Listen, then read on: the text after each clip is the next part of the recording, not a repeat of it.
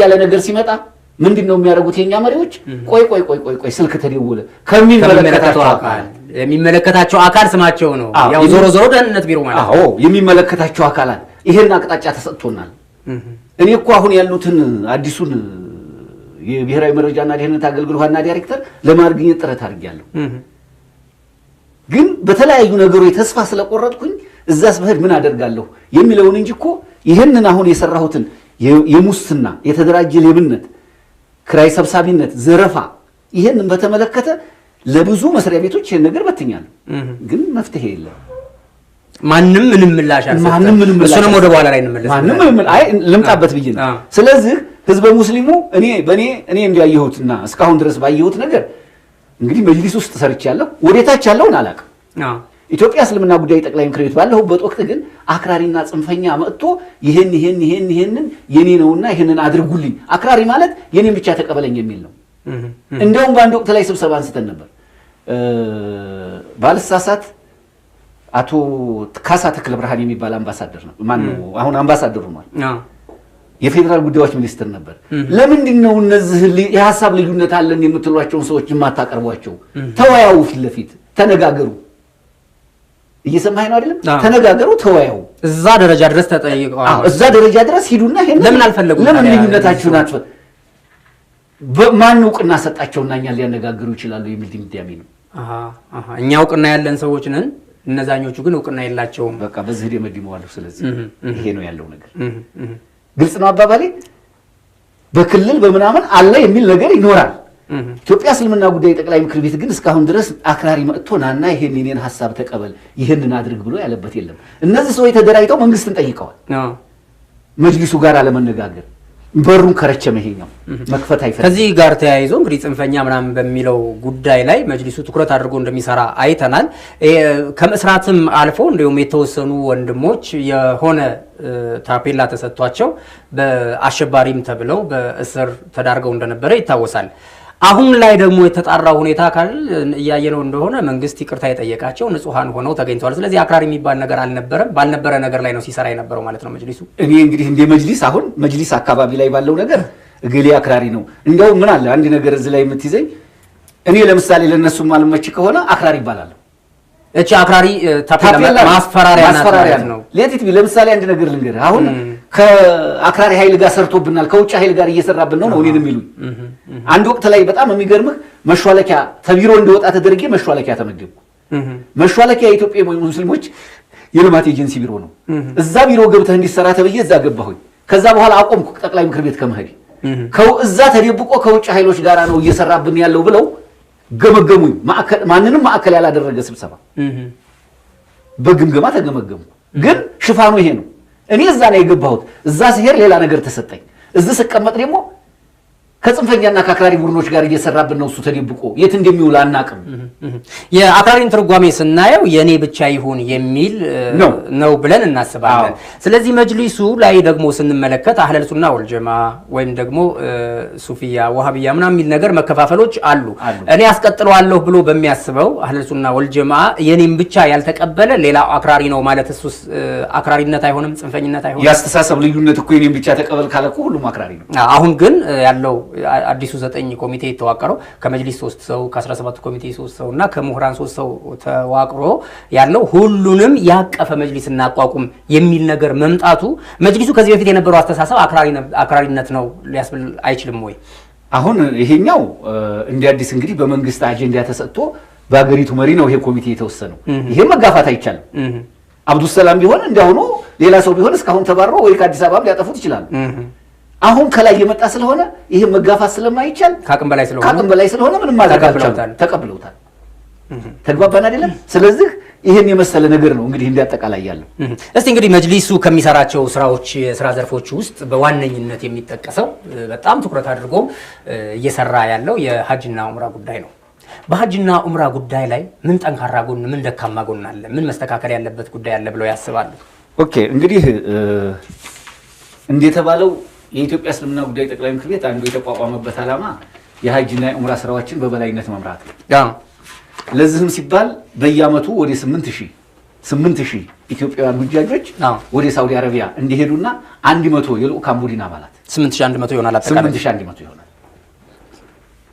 እሺ ይሄንን በበላይነት መርቶ የሐጅ ስርዓት አስደርጎ ከሀገር ውስጥ እስከ ሳውዲ ከሳውዲ ወደ ሀገር ውስጥ የመመለስ ስራዎችን ነው የሚሰራው። በዚህ ጉዳይ ላይ በሁለት ከፍለን ነው የምናየው። በሁለት እንከፍለዋለን። እሺ አንደኛው የሀገር ውስጥ የሐጅ ኦፕሬሽን የሀገር ውስጥ አለ። የሀገር ውስጥ የሐጅ ኦፕሬሽን እሺ ሁጃጁ ከኢትዮጵያ ምዝገባ አካሂዶ በረራውን እስከሚጨርስበት ድረስ ያለው የሚሰራው አካል ማለት ነው። የሀገር ውስጥ የሐጅ ኦፕሬሽን ይባላል። እሺ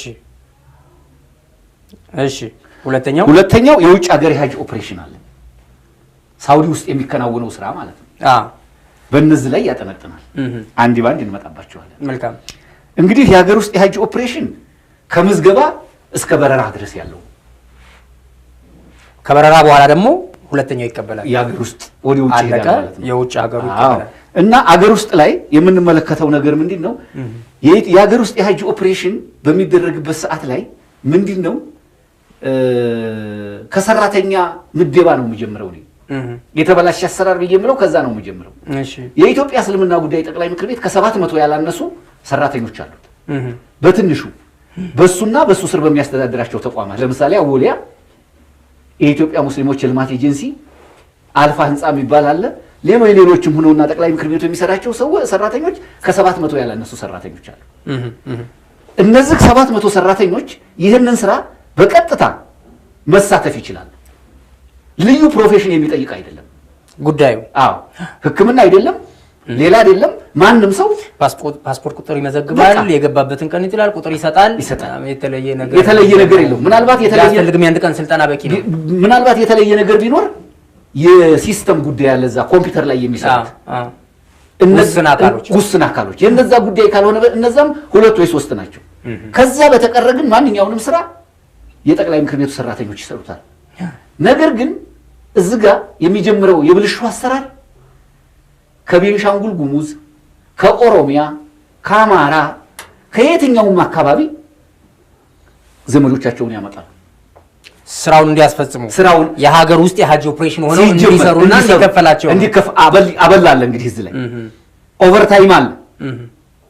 ኦቨርታይምን ላለመክፈል የጠቅላይ ምክር ቤቱ ሰራተኛ 700 እያለ በ3 ፈረቃ ማድረግ ነው 24 ሰዓት እንስራ ቢባል። ነገር ግን የጠቅላይ ምክር ቤቱ ሰራተኛ የበይ ተመልካቹ ነው።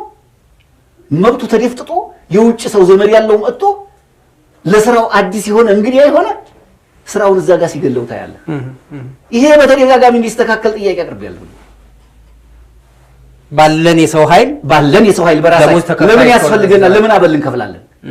ይሄ ስራ ቢያንስ 2 ወር የሚፈጅ ከሆነ ወይ 1 ወር የሚፈጅ ከሆነ 10 ሰው ብታመጣ 4000 ብር 5000 ብር ነው የሚከፈላቸው እነዚህ ሰዎች ለእያንዳንዱ።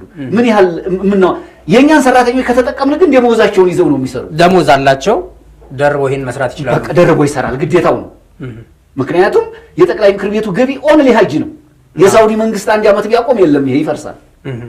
ሌላ የገቢ ምንጭ ነው። እስካሁንም ስትራቴጂ አልተነደፈም። ሐጅ ባይኖር ወይ የሆነ ነገር ቢኖር ሌላ ተጨማሪ ገቢ ይኖራል የሚል የተሰራ የታሰበ ነገር አንድ ነገር የለም። ግልጽ ነው አይደለም? ስለዚህ ከዛ አንፃር ከዚህ ይጀምራል። የጠቅላይ ምክር ቤቱ ይሄ ነገር ምን ያመጣል? እነዚህ ሰዎች እንደገና ወደ ሐጅ ይሄዳሉ። አሁንም ቀጥለው ራሳቸው አንደኛ ተከፋይ ናቸው፣ ሁለተኛ ደግሞ ሐጅ በነፃ ይሄዳሉ። አበልም ይወስዳሉ። አበል ከ70 ሺህ ብር ያላነሰ አንድ ሰው ሊወስድ ይችላል። ሚኒመም 70 ሺህ ብር ተከፍሎት ሐጅ ያደርጋል ማለት ሐጅ ያደርጋል። ፕላስ እንደገና ያ ብቻ አይደለም። ብሔር ኑሮ 79 ሺህ ብር ከሆነ ያን ሁጃጅ የሚከፍለው 79 ሺህ ብር ጠቅላይ ምክር ቤቱ ማግኘት ነበረበት። እሱም ያጣል። ይሄንን እናጣለን። ኦልሞስት ወደ 150 ሺህ ብር ወደ 130 ሺህ ወደ ምናምን ሉዝ እናደርጋለን። ስለዚህ ዘመድ ያለው የሐጅ ጊዜ ጠቅላይ ምክር ቤቱ ዛፎቹ ሳይቀር ይነቃነቃሉ። በሌላ ግን ዝም ቢወረረው ይመስላል። የሐጅ ጊዜ ግን ነፍስ ይዘራል። በቃ ግቢው ጠቅላላ ድንጋይ ብትወረውር መጣ ያለው ይሄ አንዱና ትልቁ ግድፈት እዚህ ላይ አለ። በዚህ ላይ የጠቅላይ ምክር ቤቱ ሰራተኞች ሐጅ ንህር ሲባል እነዛ አብዛኛውን ቦታ ስለሚይዙት እነዚህ ያጡና በጣም ያዝሩብናል። ሞላ ይባላል። ሌላው ደግሞ እንደገና እዚሁ ላይ ከጠቅላይ ምክር ቤቱም ቢሆን በሐጅ ስራ የሚሳተፍ ሰው እዛ ውስጥ ለአመራሩ ወይም ለስራ አስፈጻሚው ቅርበት ያለው ነገር አቀባይ አሾክሿኪ በቃ ለነሱ የሚያጎነብስ ጫማ የሚያወጣ ጫማ የሚያስገባ የመኪና በር የሚከፍት ከሆነ ያ ካል ሄድ ይችላል። አጎብዳጅ ጠቅላይ ምክር ቤት ውስጥ 3 አይነት ሰራተኛ አለ። አንደኛው የእናት ልጅ የቤቱ የእናት ልጅ ተብሎ የተመደበዋል። በ3 ነው የምከፍለው።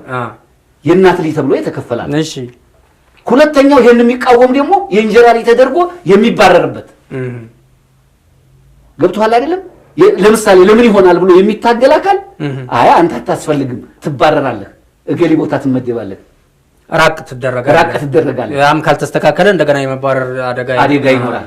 ሶስተኛው ዝም ብሎ ቁጭ ብሎ የሚመለከት የመጣ ይምጣ ነው ተላኩኝም ላኩኝ ካላኩኝም ይቅርብ ብሎ ፈጣሪን እየለመነም ይኖራል።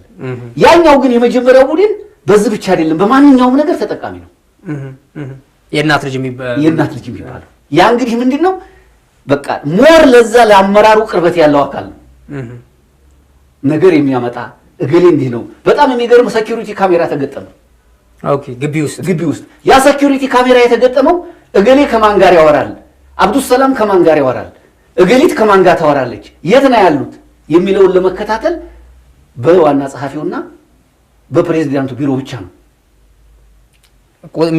መቆጣጠሪያው ያለው ሌላው አይመለከተው። ሌላው ወደ ስራ አስፈጻሚም ስንመጣ ግማሹ በአካፋ ይወስድና ለሌላው በባንካ ይሰጠዋል። ምን ሊወስዱ ይችላሉ? ለምሳሌ ኮታ ይሰጣል። ለአንተ 15 ከተሰጠ ለኔ ደግሞ የሁለት ወይ አንድ ይሰጠኝ ይሆናል። 15 ማለት ሰው 15 ሰው ሀጅ መሄድ 15 ሰው ማምጣት ትችላለህ ወስድልሃለሁ ይባላል። በቃ በነፃ ይሄዳል። እዚህ ጋር ሌላ ማለት ሰውየው ከፈለገ አስከፍሎ መውሰድ ይችላል ማለት ነው። አዎ ገንዘቡን እኮ ወደ ራሱ የሚደረግበት ሁኔታ እኮ አለ። አስቀምጫለሁ እኮ ዶክመንቴ ላይ እኮ ማስረጃ አቅርቤያለሁ እኮ አይተህ ከሆነ ያየን ነው። ስለዚህ ያ ወደ ግለሰቦች ኪስ የገባ ነው። አልገባም ከተባለ እነዛ ሰዎች እኮ አሉ በህይወት። ሙስሊም ከሆነ መቼም አይዋሽም። እንደውም እኔ ይሄን የማገኘው ሳውዲ ላይ ስሰራ ምግብና ሎጂስቲክስ ላይ ነው የምሰራው። አብዛኛው ሰው ሲያለቅስ አገኛለሁ ስንቀሳቀስ በየኢማራው ሳይል ምንድነው የሆናችሁ ስላቸው ተጋባዥ እንግዲህ አሁንን መጥተን እኛ ሀገር ውስጥ ገንዘብ ከፍለናል፣ እዚህ ስንመጣ ተጋባዥ ናችሁ ተባል፣ ጓደኞቻችን ጥለውን ሄዱ፣ እኛ ቀረን ብለው ይላሉ። የዛ ጊዜ ዶክመንታቸውን ሳይ ትክክል ከፍለዋል፣ ግን የሚከፍሉት ሙሉ ገንዘብ አይደለም። ይሄን ያህል ከከፈልክ ነው ይወስድ ይሄን ያህል ሞላልሃለሁ ነው። ለማን ይከፈላል? እኔ ሞላልሃለሁ ላለው ሰው በሱ አካውንት ነው የሚገባው። በሱ አካውንት ይገባል። አሁን የተወሰኑ ደረሰኞች ያያየን ነው። ስለዚህ ያንን ማጣራት የህዝብ ሙስሊም እዛ ላይ 90 ሺህ ብር በነበረበት ጊዜ 50 ሺህ ብር ነው ያለኝ ካለ 40 ሺህ ብሩን ነው 40 ሺህ ብሩን በእኔ አካውንት አስገባው። አዎ በእኔ አካውንት አስገባው ላለ ይገባል። ከዛ በኋላ ያ ሰውዬ ይሄን ተጋባዥ ሆናል። እዛ ሲሄድ ምንድነው ሲባል እኔ ከፍዬ ነው የመጣሁት። ተጋባዥ እንግዲህ ሁለት ያጣ ነው። ተጋባዥ እንግዲህ እንዴት ተጋባዥ እንግዲህ ትሆናለህ? ከከፈልክ ከፍሎ ተጋባዥ የለም። ኮምፒውተር ላይ ሲስተም ላይ ሲታይ ሁጃጅ ውስጥ የለም ስሙ ተፈልጎ ሲታይ ተጋባዥ እንግዲህ ውስጥ ነው የመጣው። ሰውየው ግን ገንዘብ ከፍሏል 50 ሺህ። ያ 50 ሺህ ግን ለጠቅላይ ምክር ቤቱ አይደለም የሚገባው። ኤግዛምፕል ለግለሰቦች ሲሳይ ግልጽ ሆነልህ አይደል? ግልጽ ነው። ይሄ አንዱና ዋነኛው ነው። ይሄ አገር ውስጥ የሚከናወነው ስራ ነው። ሌላው በ2008 ዓመተ ምህረት አይተህ ከሆነ ጽሁፌ ላይ ያስቀመጥኩት 352 ሰው ነው። 352 ሰው 100 ሰው ኖርማል የተፈቀደው በሐጅ በሳውዲ ሐጅና ዑምራን የተፈቀደላቸው አስተናጋጅ 80 ሰው እያንዳንዳቸው እንዲያስተናግዱ። ከዛ በላይ ያለው ግን ህገወጥ ነው። ህገወጥነቱ ለምንድን ነው በላይ? አንደኛ የጠቅላላ ጉባኤ አያውቀውም። ጠቅላይ ምክር ቤቱ መስራት ያለበት የጠቅላላ ጉባኤን ውሳኔ ነው የሚያስፈጽመው። ከዛ ውጭ መሄድ አይችልም። ምክንያቱም በኢትዮጵያ እስልምና ጉዳይ ጠቅላይ ምክር ቤት ከፍተኛው የስልጣን አካል ጄኔራል አሰምብሊው ነው። ጄኔራል አሰምብሊ ሰጥቶ የጸደቀውን በጀትና እቅድ ነው እኛ ማስፈጸም ያለብን። ከዛ ውጭ ሆኖ ሲጣስ ታየዋለህ። ከዛ ውጪ ጀነራል አሰምብሊው የማያውቀው የሆነ ጉዳይ ይፈጸማል። 300 ስንት ሰው ሄደ? በስንት ዓመተ ልደት? በ2008 ላይ 308 ሰው 352 ሰው 352 እሺ። ከዚህ 352 ሰው 100 ህጋዊ ነው። 252ቱ ግን ህገወጥ ነው። 252ቱን እንግዲህ የምናሰላው ነገር አንደኛ የሚሄድ ሰው ተይዞበታል ሞላ ተብሎ የተመለሰ ሰው አለ። ከያንዳንዱ ላይ መጅሊሱ ሊያገኝ የሚገባውን ብር እንዲያጣ ተሆኗል። እንደገና ደግሞ እንትን አላቸው እነዚህ 352 ሰዎች አበል ልመጣ ነው። አንደኛ ይሄ 352 ሰው አንዲ ባንዲ ነው መመጣው ተከታተለኝ።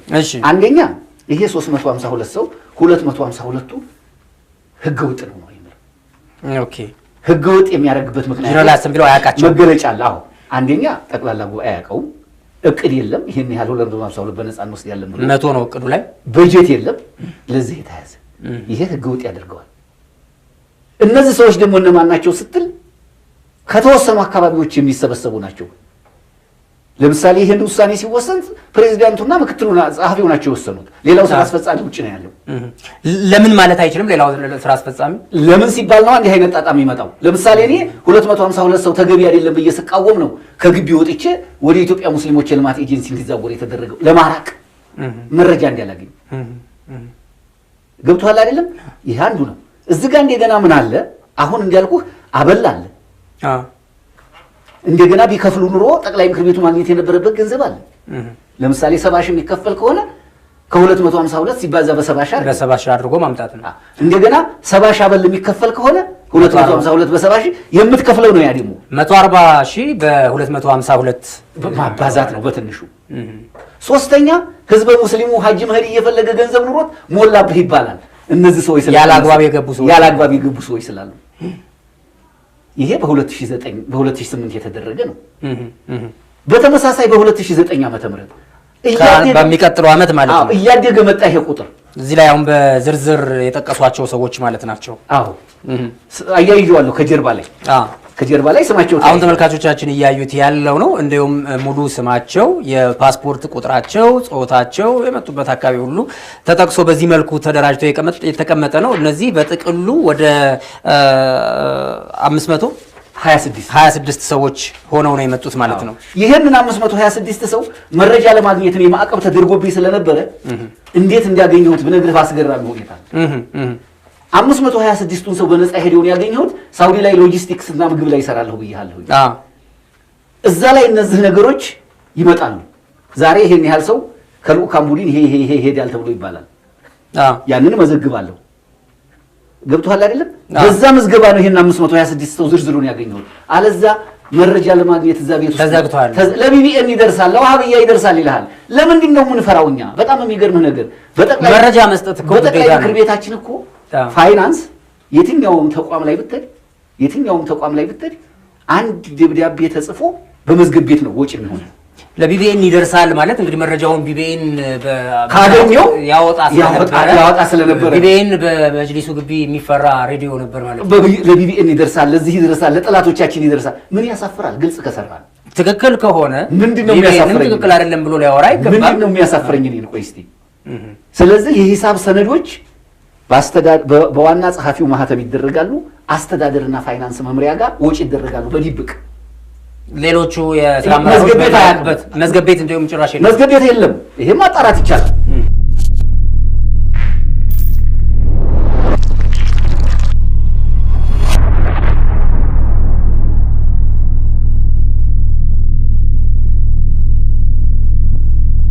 የተወደዳችሁ ተመልካቾቻችን እየተከታተላችሁ ያላችሁት ጉዳያችን የተሰኘው ፕሮግራማችን ነው። ጉዳያችን እንግዲህ በኢትዮጵያ እስልምና ጉዳዮች ጠቅላይ ምክር ቤት ዙሪያ የሚያጠነጥኑ ተከታታይ ፕሮግራሞችን ነው ይዘን እየመጣን ያለ ነው።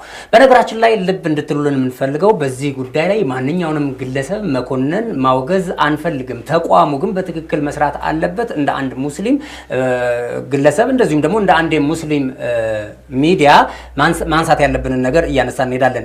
ማስተካከሉና ህዝበ ሙስሊሙን የሚጠቅም ተቋም እንዲሆን ከማድረግ አንፃር ነው። የጥል ጉዳዮች አይደለም የምናነሳው፣ የሰዎችን ስም የማጥፋት ጉዳዮችን አይደለም እያነሳን ያለ ነው። ሀጅ ጉዳይ ላይ ደርሰናል። ሀጂ ያው ስለ ሀጂ እያወሩልኝ ነው ያሉትና የሀጅና ኡምራ ጉዳይ ላይ 2009 ላይ ደረስን። 526 ሰዎች እንደገና እንዲሄዱ ተደረገ። የመጀመሪያው 2008 ላይ ወደ 352 ሰዎች ነው የሚሄዱት። ግን ደግሞ የሚፈቅድላቸው ህጉ ወይም ደንቡ የሚፈቅድላቸው 100 ሰው ነው፣ አንድ ሰው ለ80። አሁን ወደ 2009 ስንመጣ ደግሞ መቀነስ ሲገባው እንደገና ቁጥሩ ጨምሮ 526 ሰዎች የነፃ ወይም ተጋባዥ እንግዶች ሆነው ሄደዋል። ከዚህ ውስጥ ደግሞ 150 ሰው ነው ሀጅ ልኡካን ቡድን ሆኖ የሚሄደው አሉ። ለምንድን ነው? ምክንያቱ ምንድን ነው? እንግዲህ ይሄ ሁለት ምክንያቶች አሉት። አንደኛውና ትልቁ ያው እንግዲህ መጅሊሱን የሚመሩት ሰዎች የራሳቸው የሆነ ኢንተረስት አለ፣ እዛ ላይ ሰልፍ ኢንተረስት አለ፣ ከህገ ደንቡ ውጪ የሆነ ማለት ነው። አሁን ይሄ ምልህ ሁሉ በጀት የለውም ጠቅላላ ጉባኤ አላጸደቀውም እቅድ የለውም ከሜዲያ ዝም ብለህ ሰብስበህ የምታነሳው እዚህ ጋር ምንድነው ቅድም ባልኩ ሶስት ቡድን አለ ብያለሁ አንደኛው ቡድን ደንባችን ተጠብቆ ይከድ በደንቡ መሰረት ብሎ የሚናገር አይን ውስጥ የገባ ያ ቡድን ይሄ መቅረት አለበት ለምን በደንባችን ብቻ አንሰራም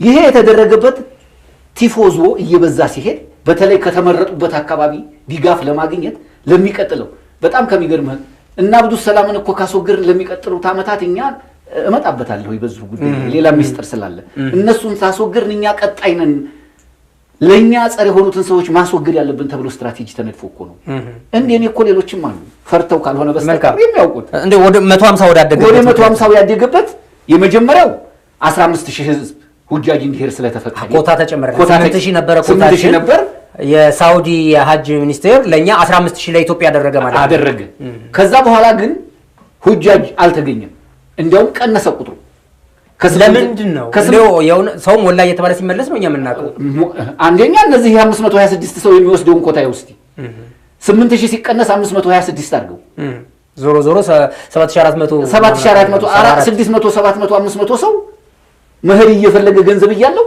እየተመለሰው ጠቅላይ ምክር ቤቱ በዚህ የሚያጣው ገንዘብም አለ የሚያወጣውም ገንዘብ አለ የሚያጣውም ገንዘብ አለ ሁለት ጉዳት ነው ያለው ይሄ 150 ሰው 15000 ሊያስተናግድ ነበር ከዛ በኋላ ሰዎቹ ሳይገኙ ቀሩ በዛው ቀሽው ጸደቀ ይፈልጉታል እነሱ ይሄንን ቀጠሉበት በዛው 8000 ሰው ሆኖ 150 አስተናጋጅ ሳይቀር ለምሳሌ ተው ባጭሩ ዘንድሮ አሁን 7000 ሰው ነው ይዘው ሄዱት ባለራሽ ቀንሶ በ2010 ሰው ጠፍቶ ያ 150 ሰው ግን እንዲያለ ነው መቀነስ ነበረበት ከመቶ መቀነስ ነበረበት ምክንያቱም አንድ ሰው 80 ሰው የሚያስተናግደው ካለን ያንን ካልኩሌሽን በቃ ያንን አስቦ የሚሰራ አካል የለም እዛ ውስጥ የግል ጥቅም ስላለበት የግል አስተሳሰብ ስላለበት ግለሰቦች ኪሳቸውን መሙላት የሚፈልጉበት ነገር ስላለ በዛ መሰረት የተያያዘና የተደረገ ነው ይሄ የለም ከተባለ ጠቅላይ ምክር ቤቱ ጋር ዶክመንት ማየት ይቻላል እንግዲህ ደብዳቤዎችም አሉ አቅርቢያለሁ እያየን ነው ደብዳቤዎችንም ለእናንተ በግልጽ እያሳየን ነው በሁለት አመታት ብቻ በ2008 እና 2009 በጥቅሉ የመጀመሪያው 352 የሚቀጥለው አመት 526 ሆነው 678 ሰዎች ናቸው እንደዚሁ በነፃ ግብዣ የሄዱት ከዚህ ውስጥ እንግዲህ መቶዎችን ስናነሳ የሚሆነው አጠቃላይ የዛኛው 150 ሰው ብናነሳ ተብሎ አጠቃላይ የሆነው 628 ሰው ነው ማለት እንደው 50ውን ሰው ጨምረ ነው ማለት ነው 50ው ሰው ህገ ወጥ በሆነ መንገድ እንደሄደ ነው እየተነገረን ያለው በህገ ደንቡ መሰረት 628 ሰዎች በክፍያ ከፍለው ቢሄዱ ዝቅተኛው ክፍያ በእነዚህ በሁለት አመታት ጊዜ ውስጥ እንዲሁም ወደ 90 ምናምን ሺህ ብር ገብቶ ነበር እሱን ተጠን በ70 ሺህ ብር ብናሰላው የሚከፍሉት ብር ብቻ 43 ሚሊዮን 960 ሺህ ብር ይመጣል በተጨማሪ ደግሞ ለነኚህ ሰዎች ስለሄዳችሁ ስለመጣችሁ ተብሎ አበል የሚከፈልበት ሁኔታ አለ አበሉም ሀጂ የነገሩኝ እንደሆነ ወደ 70 ሺህ ብር አካባቢ ይመጣል ተመጣጣኝ ነው ስለዚህ በጥቅሉ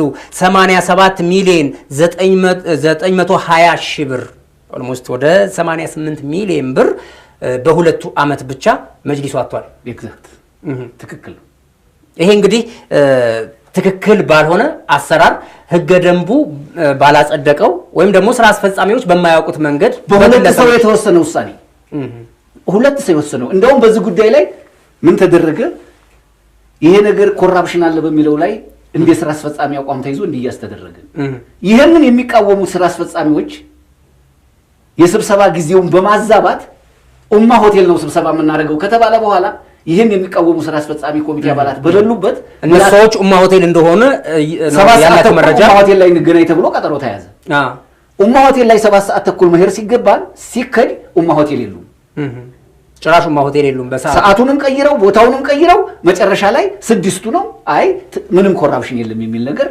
ጸድቆ ሊወጣ ተደርጓል በዛ እንደውም የዛ ጊዜ ምንድነው ያለው በእኛ ጉዳይ አንድ ትልቅ ሐሳብ አለ እዚህ ጋር በእኛ እምነት ተቋማት የሚደረገው የተደራጀ ሌብነት ከሌሎች እምነት ተቋማት አይብስም ነው ያሉት ኦዲዋል ይሄንን በተመለከተ በነገራችን ላይ ይሄ የራሱ የእምነት ተቋም ነው የሌሎች የእምነት ተቋማት ጉዳይን አንስቶ ማውራት በራሱ አግባብ አይደለም አይመለከተንም እዛ የፈለገውን ያህል ሙስና ይኑር የፈለገውን ያህል ብልሹ አሰራር ይኑር የፈለገውን ያህል መልካም አሰራር ይኑር መጅሊሱ ጋር ምን አገናኘው የሚያገናኘው ነገር የለም ሌላው ከዚሁ ጋር የኛ ከሌሎች እምነት ተቋማት አይብስም ሌላው ስለሚያደርግኛ ማድረግ አለብን ነው አዎ አይብስም ከተባለ በኋላ እንደገና በመቀጠል ይሄን ጉዳይ እኮ የፌደራል ጉዳዮች ሚኒስትር እየተከታተለው ነው ለምንድን ነው ማናስተካክለው ብለን ስንል እንኳን የፌደራል ጉዳዮች ሚኒስትር በእኛ አሰራር ጠቅላይ ሚኒስትሩ ቢሆን ያገባቸው ኦዶ ማስረጃ አለ ይሄንም የሚሉት እዚሁ ይሄ ስራ እንዲቀጥል የሚፈልጉ ግለሰቦች ናቸው ጥቂት ግለሰቦች በመሪነት ላይ ያሉ ማለት ነው ቅድም ያልኩ ለሶስት የተከፈለ ቡድን ነው አንደኛው ቡድን ይሄን ሁሉ በግልጽ የሚናገርበት ክቡራን ተመልካቾቻችን በነገራችን ላይ ዛወያ ቴሌቪዥን ከተመሰረተበት ጊዜ ጀምሮ እንደዚሁም ዛወያ ቴሌቪዥን ከመመስረቱ በፊት በአፍሪካ ቲቪ በመንሰራበት ወቅት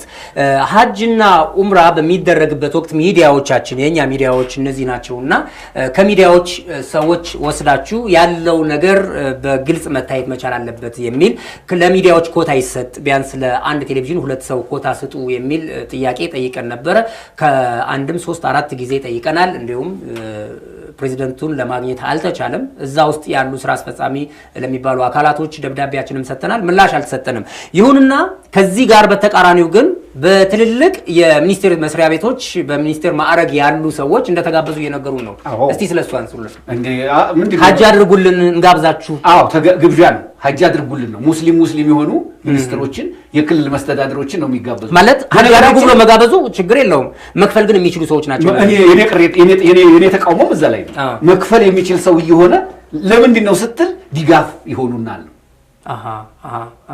ሙርክዝ በሆነ ጉዳይ ላይ ወልፈት ቢል የሆነች ነገር ማስተካከል የሚችል ድምጽ ያለው ጥርስ ያለው ባለስልጣን መጋበዝ ማለት ነው እኔ በዚህ ጉዳይ ላይ አንድ ማለት የምፈልገው ነገር አለ እኔ አልነበርኩም ግን በጣም ለኢትዮጵያ ህዝብ የቆመ አንድ ሰው አለ አቶ ሱሌማን ደደፎ የሚባል አምባሳደር የኛን ቤት ዝርክርክነት አውቆ የኛን ሰዎች ጠርቶ ነበር አልነበርኩም ግን እዛ ላይ ያነሳው ነገር ግን ሌሎች ተባብረው ይሄን ደርሶበታል እሱ ይሄን ስለዚህ ጉዳይ ግልጽ መረጃ አለ የመካከለኛው ምስራቅ እንትን ነበር እሱ በኋላ ላይ ጭንቅ መጣ መጨረሻ ላይ ያው በዚህ ተብሎ ያልሆነውን ነገር መረጃ ተሰጠ ያ ነገር እንዲቀዘቅስ ተደረገ ሰውየው ግን ሙስሊምም ከመሆኑ አሰራሩንም ስለሚያውቅ በጣም ከፍተኛ ጥረት ያደረገ ሊደነቅ የሚገባው ሰው ለማስቆም ጫፍ ላይ ደርሰው የነበረው በቃ ይሄ ስህተት ነው እንደዚህ እዚህ ውስጥ መልካም ነው መሄዳቸው ትክክል ነው የሚሏቸው ሰዎች የሉም ከ526ቱም ከ352ቱም ሰዎች ጋብዘው የሚወስዱበት ምክንያት አለ አንዳንድ ሰዎች እኔ አሁን ኢማሞች ተጋብዘው የሄዱበት እኔ ሀጅ ባደረኩበት ወቅት ኢማሞች ተጋብዘው ሄደዋል መክፈል የማይችሉ ኢማሞች ተብለው ነው የሄዱት በዚህ ጉዳይ ላይ እንደው ትክክል ነው የሚሉት አሰራር የለም እኔ ትክክል ነው ምለው ነገር አለ የኔ ተቃውሞ አሁን ለምን ሰዎች ሄዱ አይደለም መክፈል የሚችሉት ናቸው አብዛኛው እየተጠቀሙበት ያለው ሁለተኛ በግለሰብ አካውንት ገቢ ያደረጉ በግለሰብ አካውንት ገቢ እየተደረገ ያለበት ሁኔታ መጅሊሱ ማግኘት ያለበት ነገር ግለሰቦች ማሳጠተዋል ነው መክፈል ለዛም ቢሆን እኮ አሁን ግለሰቦች የሚሄዱ ቢባል እኛ ከደንብ ውጭ ነው እየሰራን ያለ ነው ጠቅላላ ጉባኤው ማንዴት አልሰጠንም ገብቷል አይደለም ለምሳሌ የተወካዮች ምክር ቤት አለ የሚኒስትሮች ምክር ቤት እኮ ከተወካዮች ምክር ቤት በሚሰጠው አመራር ነው የሚሄዱ እውነት ነው ውልፍት ማለት አይችልም ከዛ በኋላ ተጠያቂነት ስላለ ያንን ነው እኔ አብዛኛው ይያልኩ ያለሁት እንጂ የተወሰኑት በዛ መልኩም ይሄዱ አሉ ያም ቢሆን ግን ሁሉንም ሙስሊም ማህበረሰብ ያሳተፈ አይደለም የተመረጡ ሰዎች ናቸው ይሄዱ የተመረጡ ሰዎች እንደ መመረጫ መስፈርታቸውስ ምንድነው እኔ እሱን አላውቅም አንዳንድ ጊዜ ምንድነው እንደ ህግ ተደርጎ እንትን የሚላል ከፍተኛ ሆነ ፍትጊያ አለ ቅድም ባልኩ አክራሪና ጽንፈኛ ምናምን የሚለው አካል ላይ በዛ መስመር የሚያውት አንግል አለ ስለዚህ ከዛ አንፃር የሚታይ ነገር ስላለ መስፈርቱ ምንድነው አንድን ሰው ለምሳሌ ወደ ሀጂ ስትወስደው ክራይቴሪያ እናውጣ በነጻም ለመውሰድ ማወዳደሪያ እናዘጋጅ መክፈል የማይችል ዲንን ይሄን ያህል ጊዜ ካደመ ያገለገለ ይሄን ብለን እናውጣና በዛ ነገር እንጂ በወደድኩሽ እኔ ጋር ባለ ቀርቤታ ብቻ መሆን የለበትም አብዛኛው ከጅማ የኔ ሐሳብ ታንጸባርቃለህ አብዛኛው ከጅማና ከቤንሻንጉል ነው የሚሄደው እሺ ሌሎችስ እኔም እኮ የክልል ስራ አስፈጻሚ ምክንያቱ ምንድነው ከጅማና ቤንሻንጉል አንደኛው ዋና ጸሐፊው እዛ ነው የት ቤንሻንጉል ሁለተኛ ፕሬዝዳንቱ ጅማ ነው ስለዚህ በእነዚህ አካባቢዎች የሚደረግ ነገር አለ ምናልባት ዘመዳዊ ያሰራል እንደገና ምንድነው ከዚሁ ጋር ተያይዞ የህገወጥ የሰው ይዙሩ ግድብ ማስፋፊያ ነው ሀጂ ለምን በላይ በተጋባዥ እንግዲህ ያስም ሄዱና እዛው ይጠፋሉ አበል ተከፍሏቸው ነው የሚሄዱት እዛው ሰው ሲጠፋበት መጅሊሱ የሚቀጣው ቅጣት የለው ምን ችግር አለ ይቀጣል ማን ይጠይቀዋል ምንም ችግር የለም ካለው ይከፍላል ምን ችግር አለ ተረዳኸኝ አይደለም ስለዚህ ለምሳሌ ያስቋቸው ሰዎች አሉ እዛው ይቀሩ ከዚህ በተጋባዥ እንግዲህ ያስም ይሄዳሉ የሌለው 100 ሺህ ብር እንዲያስይዝ ይደረጋል ይጠፋል ተብሎ የታሰበ በተለይ እድሜያቸው ከ40 በታች ሆኖ ይጠፋሉ ተብሎ ኤክስፔክት የሚደረጉ ሰዎች ጉዳይ ለማስፈጸም በሄርንበት ሰዓት ያየነው ነገር አለ እኔ የሰዎችን ፓስፖርት ነው ይዤ ሄድኩት ክቡራን ተመልካቾቻችን የመንሸኛቸው የነበሩ ሰዎች እድሜያቸው 72 አዛውንት ናቸው የነኝን ሰው የጉዳይ ለማስፈጸም ስለማይችሉ ለመሯሯጥ ስገባ መጀመሪያ አዲስ አበባ ላይ ያገኘኝ ሰው አንተ 100 ሺህ ብር ማስያዝ አለብህ ነው ያለኝ እኔ እንደምሄድ ነበር ያሰበው ለምን ስለው እድሜ ከ40 በታች ነው የሚሆነው አንደኛ መታወቂያን አላየም ከ40 በታች ሉን የሚያውቀው ነገር የለም ሁለተኛ ደግሞ ለማን እንደማስፈጽም አላወቀም ስለዚህ ከ40 ዓመት በታች የሆኑ ሰዎች 100 ሺህ ብር ሳያዚዙ አይሄዱም የተባለበት ዋናው እንዳይጠፉ ነው አሁን ግን በተጋባዥ ከሄድኩኝ መጥፋት 100 ሺህ ብርም አልይዝም እንደውም ክፍያ አለኝ ተከፍሎ ትሄዳለህ እዛው ትጠፋለህ ይሄ በተጋባዥ እንግዲህ ያስም ሄዱ ሰዎች ናቸው ስለዚህ ጠቅላይ ምክር ቤቱ በሌላ መልኩ ህገወጥ የሰው ይዘውርን የሚያስፋፋል በዚህ መንገድ ሊጠየቅ የሚችልበት ነገር አለ መረጃዎች አለ ለምሳሌ እዚህ ጋር አሁን እርግጠኛ ባልሆንም ይሄንን ከንትን ማግኘት የሳውዲ አረቢያ መንግስት በየአመቱ በተጋባዥ የቀሩ ሰዎችን ስም ይልካል ለመጅሊሱ ይልካል ስለዚህ መጅሊሱ እዛው ውስጥ ስማቸውን ማግኘት ይቻላል እነማን ተጋባዥ ናቸው እነማን ሁጃጆች ናቸው ሁጃጅ ቁጥር ተሰጥቶት አሁንም የግለሰብ ስሞችን ማንሳት አንፈልግም ግን ደግሞ በመጅሊሱ ተጋብዘው ሄደው የቀሩ ሰዎች አሉ ማስረጃዎች አሉኝ ነው ይያሉ አሉ አንደኛው ያ ማስረጃ ከሳውዲ የመጣው ደብዳቤ ላይ ይገኛል ለምሳሌ አንተ እዛ ጋር ሁጃጅ ከሆንክ ቁጥር አለ ስም በስሜን በቁጥሬም ይታወቃል እኔ ደግሞ ተጋባዥ መዛሩ እንደውም ልንመጣ ስንል ኤርፖርት አካባቢ ነው ፓስፖርታችን የሚሰጠናል በቃ ዛቲስ ይሄ ነገር የሳውዲ መንግስት ደግሞ እጁ ላይ ካለው ፓስፖርት ነው እነዛን ሰዎች የሚያገኛቸው ገብቷል አይደለም ሁሉም ይመጣና ባለቤት አልባ የሆነው ፓስፖርት እሱ ጋር ይቀራል የዛ ጊዜ ገኔ የሚባል ሰው ቀርቷል መቀጣት ያለበት ነገር ይቀጣል መደረግ ያለበት ህጋዊ እርምጃ መውሰድ ይችላል ማለት ነው የሳውዲው እንደው ከዚህ ጋር ተያይዞ እስካሁን ድረስ እናወራ የነበረው ነገር በህገወጥ መንገድ የሚሄዱ ሰዎች አሉ እነኚህ በህገወጥ መንገድ እየሄዱ ያሉ ሰዎች መጅሊሱ ማግኘት የሚችለውን ብር እያሳጡ ነው ይሄ ብር ደግሞ ወደ ተወሰኑ ግለሰቦች ኪስ ወይም ደግሞ የግል አካውንት እየገባ ያለ ነው ብለናል በሂሳብ አስልተን በ2 አመት ጊዜ ውስጥ ብቻ ወደ 87920 ማለት 88 ሚሊዮን ብር 100 ሚሊዮን ብር ይደርሳል እንግዲህ እንደው እኛ ባሰላነው ስሌት መሰረት ምክንያቱም በዝቅተኛ ዋጋ ነው ያሰላነው ባለፈው ሀጅ ባሳለፍነው አመት የነበረበትን ዋጋ እናውቀዋለን ግን በ70 ሺህ ብር አንስልተ ነው ክፍያው ደግሞ 70 ሺህ ብር ቢሆን 88 ሚሊዮን ብር አካባቢ እስከ 100 ሺህ ብር እንደሚደርስ እየነገሩን ነው ይሄንን መጅሊሱ አጥቷል ግለሰቦች ኪስ ውስጥ ደግሞ ገብቷል እያልን ነው እስቲ ከዚህ ጋር ተያይዞ በየአመቱ የኢትዮጵያ ሁጃጆች የሚከፍሉት ክፍያ መጠን ከፍ እያለ ነው የሚሄደው